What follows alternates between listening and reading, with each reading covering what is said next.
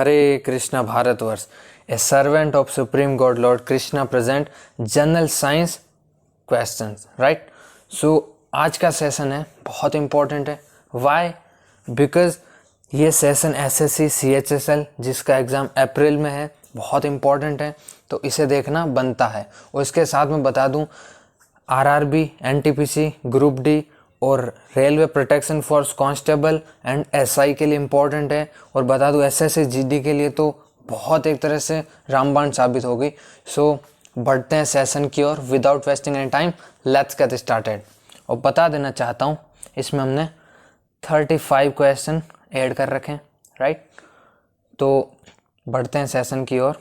पहला क्वेश्चन हमारी स्क्रीन के सामने है, विद्युत धारा का एसआई मात्रक क्या है। तो आपको पता होना चाहिए विद्युत धारा का जो एसआई मात्रक है एम्पियर है। और मैं एक चीज़ बता देना चाहता हूँ, एसएससी हमेशा से एसआई मात्रक हर एग्जाम में कोई ना कोई आ जाता है। चाहे यहाँ पर विद्युत धारा की बात हुई तो अगर यहाँ पूछा जा सकता है विद्युत शक्ति का, तो आप सबको पता होना चाहिए वोट हो जाएगा, है ना।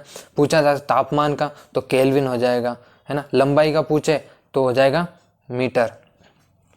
बढ़ते हैं नेक्स्ट क्वेश्चन की ओर, वो है पृथ्वी के लिए पलायन वेग का मान कितना है। तो वो हो जाएगा 11.2 किलोमीटर पर सेकंड।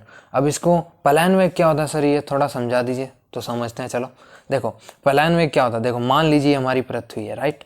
ये हमारी पृथ्वी है, तो पृथ्वी पर हम खड़े हैं और हमारे हाथ में कोई गेंद है, कोई भी वस्तु समझो। तो हमने वो जो वस्तु है वो ली गेंद, ठीक है। तो उस गेंद को क्या किया हमने, पृथ्वी से बाहर फेंकने की कोशिश की, यानी ऊपर आकाश में फेंकने की कोशिश की। तो वो जो हमने फेंकी, तो हमने हमारे मन में ये डिसीजन हमने लिया कि अगर ये गेंद को कितनी मात्रा में यानी कितनी रफ्तार से फेंकूं कि ये पृथ्वी पर वापस लौट कर ना आए, तो मैं कहूँगा 11.2 किलोमीटर पर सेकंड की रफ्तार से अगर मैं कोई भी वस्तु पृथ्वी से फेंकता हूँ तो वो कभी वापस लौट कर नहीं आएगी, है ना। आ गया? आई होप आपको समझ आ गया होगा। यही है पलायन वेग, बिल्कुल सिंपल है। कई बार चीज़ों को हम रटते हैं कि भाई साइंस ये है वो हवा बना रखा है, तो मैं बता दूं ऐसी कोई बात नहीं है। साइंस बहुत ही इंटरेस्टिंग सब्जेक्ट है। जब आप पढ़ने लगते हो ना, एक बार चीज़ें समझ में आती ना, तो जो पिछली बातें तो रही है साइंस की, तो वो रिकवर होने लगती है। और बता दो इसमें हमने फिजिक्स एंड बायोलॉजी पे सबसे ज़्यादा जोर दिया, जो कि इम्पोर्टेंट के लिए मोस्ट इम्पॉर्टेंट सेशन रहता है हर एग्ज़ाम में। केमिस्ट्री की बात करूँ तो वो बिल्कुल ही लो लेवल पर पूछी जाती है, तो आपको इतना घबराने की आवश्यकता नहीं है कि केमिस्ट्री क्यों नहीं ऐड की वो वगैरह ना। सो बढ़ते हैं नेक्स्ट क्वेश्चन की ओर, वो है निकट दृष्टि दोष के निवारण के लिए किस लेंस का प्रयोग किया जाता है। तो इसका आंसर हो जाएगा अवतल लेंस। और इसके ऑल्टरनेटिव अगर क्वेश्चन की बात करो तो हो जाएगा दूर दृष्टि दोष के निवारण के लिए किस लेंस का बात करेंगे, तो वो हो जाएगा उत्तल लेंस का प्रयोग करते हैं। नेक्स्ट है ट्रांसफार्मर का आविष्कार किसने किया था। तो आविष्कार से कई बार क्वेश्चन पूछ लिए जाते हैं, तो याद रखना ट्रांसफार्मर का जो आविष्कार है वो माइकल फैराडे ने किया था, राइट। बढ़ते हैं नेक्स्ट क्वेश्चन की ओर, वो है रसायन विज्ञान का जनक किसे कहा जाता है। तो आप सबको पता होना चाहिए रसायन विज्ञान का जनक यानी लेवासी होगा। तो कई बार लेवासी को इंग्लिश में पूछे तो लेवाजियर हो जाता है, क्योंकि हिंदी एंड इंग्लिश में क्या है, जब प्रोनाउंसिएशन की बात होती है थोड़ा सा डिफरेंट होता है ना।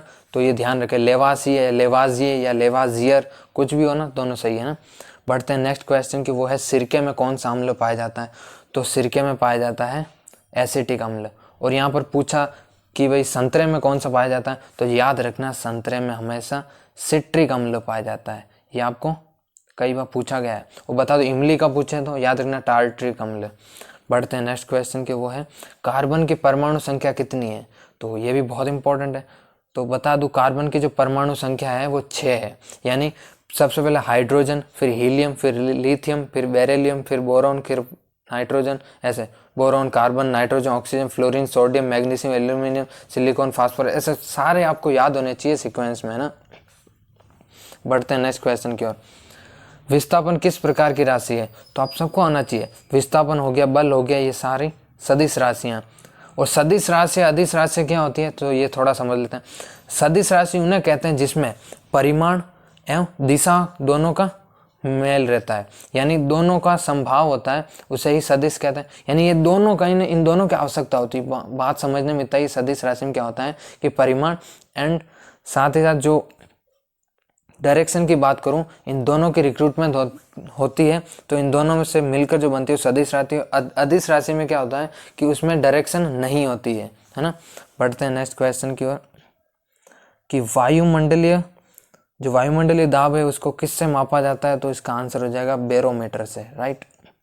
नेक्स्ट है किस रंग का अपवर्तनांक सबसे अधिक होता है, तो याद रखना बैंगनी रंग का अपवर्तनांक सबसे अधिक होता है। और यहाँ पर पूछता कि किस रंग का तरंग दैर्घ्य सबसे अधिक होता है, याद रखना लाल रंग का। या किस रंग का अपवर्तनांक सबसे कम होता है, तो याद रखना लाल रंग का। तो यानी अपवर्तनांक एंड तरंग दैर्घ्य उल्टा है, यहाँ पे अधिक बैंगनी है तो तरंग दैर्घ्य में अधिक कौन हो जाएगा, लाल हो जाएगा, राइट। आई होप आपको सब समझ आ रहा होगा। नेक्स्ट है मनुष्य का वैज्ञानिक नाम क्या है, तो मनुष्य का जो वैज्ञानिक नाम है वो है होमो सेपियंस। अब यहाँ पे पूछता गाय का, ये भी कई बार पूछा जा चुका है एग्जाम में, चाहे हम बात करें एसएससी सीजीएल की या एसएससी सीएचएसएल की, दोनों में कई बार आ चुका है। तो बता दूं गाय का जो है वो है बोस इंडिकस। क्या है, बोस इंडिकस। नेक्स्ट क्वेश्चन की ओर बढ़ते हैं, वो है विटामिन ए का रासायनिक नाम क्या है। जो विटामिन ए का रासायनिक नाम है वो है रेटिनॉल। अगर विटामिन बी का पूछता तो याद रखना विटामिन बी का थायमिन हो जाता, राइट। नेक्स्ट है मूत्र की प्रकृति कैसी होती है, तो आप सबको पता होना चाहिए जो मूत्र का पीएच मान है वो 6 होता है। 6 का मतलब अम्लीय, 7 का मतलब उदासीन, और 7 से ऊपर का जितना ही वो हो जाएगा क्षारीय। बढ़ते हैं नेक्स्ट क्वेश्चन की ओर, वो है पीतल किसकी मिश्र धातु है। यानी जो पीतल बनता है वो किन दो धातुओं से मिलकर बनता है। पीतल किसी एक सिंगल धातु नहीं है, वो एक मिश्रण है किसी का। कौन सी दो धातु, वो एक तो कॉपर, एक है जिंक। अब इन दोनों का प्रतीक चिन्ह देख लीजिए, कई बार प्रतीक चिन्ह पूछ लिया था कि भाई कॉपर का प्रतीक चिन्ह बताइए, तो याद रखना कॉपर का Cu, जिंक का Zn, याद रखना, है ना। तो बता दूं कॉपर जब जिंक को मिलाया जाता है यानी 70% मात्रा होती है कॉपर की, 30% जो मात्रा होती है वो जिंक की, और इन दोनों से मिलकर पीतल बनती है ना। बढ़ते हैं नेक्स्ट क्वेश्चन की ओर, वो है किसी तत्व के परमाणु के नाभिक में उपस्थित प्रोटॉनों की संख्या को क्या कहते हैं, तो इसका हो जाएगा परमाणु क्रमांक, है ना। तो बता दूं परमाणु क्रमांक बेसिकली क्या होता है, अगर आपने केमिस्ट्री पढ़ी है 9th-10th में, तो आपको ये पता होगा कि जितनी भी धातुएं हैं, जितनी भी अधातुएं हैं या उपधातुओं की हम बात करें तो उन सब के पर्टिकुलर नंबर होते हैं। अब जो वो पर्टिकुलर नंबर है उनके प्रतीक चिन्ह भी होते हैं। तो अगर आपने बचपन में सारणी पढ़ी या आवर्त सारणी तो आप सब कुछ समझ गए होंगे। तो जिस प्रकार hydrogen, helium, lithium, beryllium, boron, carbon, ये सब सीक्वेंस चलती है, इन सब के नंबर है। 1 नंबर पे हाइड्रोजन आएगा, 2 नंबर पे ये आ जाए, 3 नंबर पे ये आएगा, 4 नंबर पे ये आएगा, तो इस तरह चलता है, उन्हें परमाणु क्रमांक कहते हैं, राइट। अब जो परमाणु क्रमांक की जो डेफिनेशन है वो आपके सामने है कि किसी तत्व के जो परमाणु होता है उसके नाभिक में जितने प्रोटॉनों की संख्या होगी ना, उन्हें ही हम परमाणु क्रमांक दर्शाएंगे। आ गया होगा समझ में। बढ़ते हैं नेक्स्ट क्वेश्चन की और वो है आपेक्षित घनत्व को किससे मापा जाता है, तो इसका हो जाएगा हाइड्रोमीटर।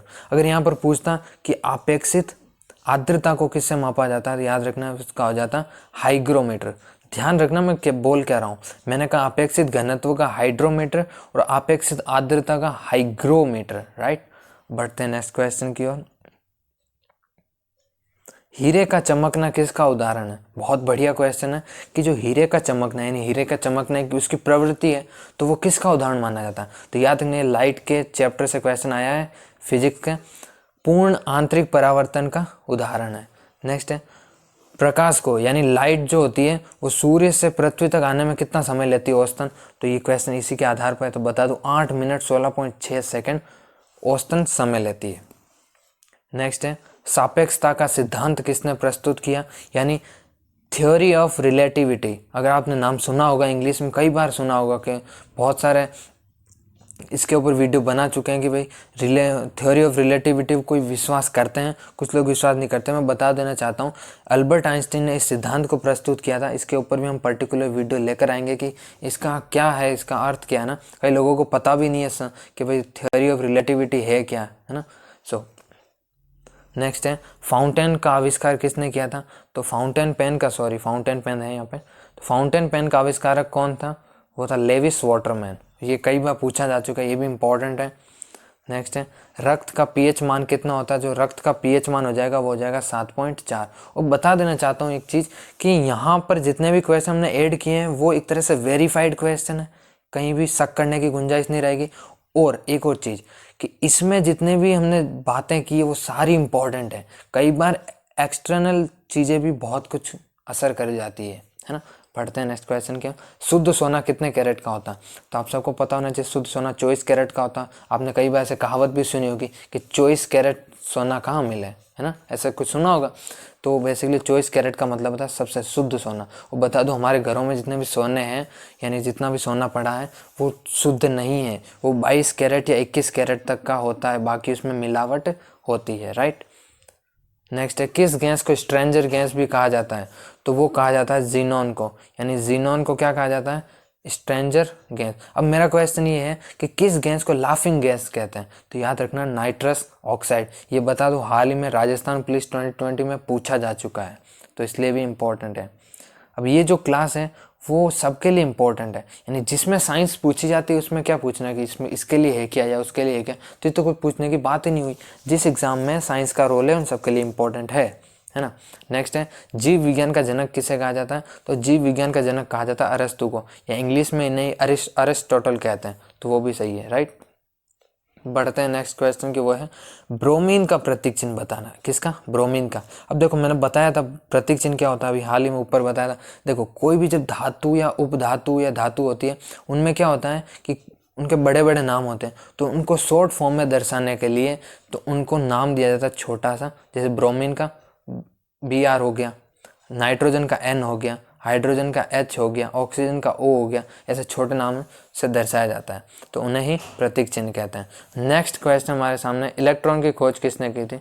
तो वो की थी जे थॉमसन ने, जे थॉमसन ने। अब मेरा क्वेश्चन ये है कि प्रोटॉन की खोज किसने की थी, ये कमेंट करके आप जरूर बताएं अगर आपको पता हो तो।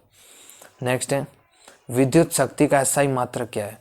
अभी हाल ही में डिस्कस किया था कि मात्रक कई बार पूछे जाते हैं। विद्युत शक्ति का SI मात्रक हो जाएगा वॉट, और विद्युत धारा का एम्पियर। पढ़ते हैं नेक्स्ट क्वेश्चन की ओर, वो है आनुवंशिकी का पिता यानी फादर ऑफ जेनेटिक किसे कहा जाता है। तो आप सबको पता नहीं, बचपन में बहुत पढ़ा, 6-7 में हमने बहुत पढ़ा था इसको, ग्रेगर जॉन मेंडल, या कई बार जॉन की जगह जोहान भी आता है, तो क्योंकि मैंने स्टार्टिंग कहा था कि प्रोनाउंसिएशन कई बार अलग अलग करते हैं, तो उस हिसाब से वो भी सही है। नेक्स्ट, सेब का कौन सा भाग खाने योग्य होता है। जो हम सेब का जो भाग खाते हैं, कौन सा खाते हैं हम हमेशा, पुष्पासन, यानी पुष्पासन ही खाने योग्य होता है। नेक्स्ट है रक्त समूह की खोज किसने की थी। तो वो की थी कार्ल लैंडस्टीनर, इन्होंने की थी रक्त समूह। अब रक्त समूह क्या है मैं बता दूं, आपने नाम सुना होगा, मेरा रक्त समूह ए है, मेरा ओ है, ए बी है ना, बी है, कौन सा। तो ये 4 रक्त समूह, इनकी खोज की थी कार्ल लैंडस्टीनर ने। और बता दूं ए बी सर्वग्राह है, यानी सबका ग्रहण कर सकता है। सर्वदाता कौन है, ओ हो जाएगा।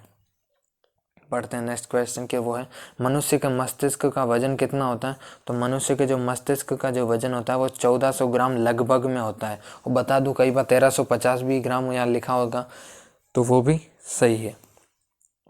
पढ़ते हैं नेक्स्ट क्वेश्चन की ओर, जो कि आज का आखिरी सेगमेंट है कि किस ग्रंथि को मास्टर ग्रंथि के नाम से जाना जाता है।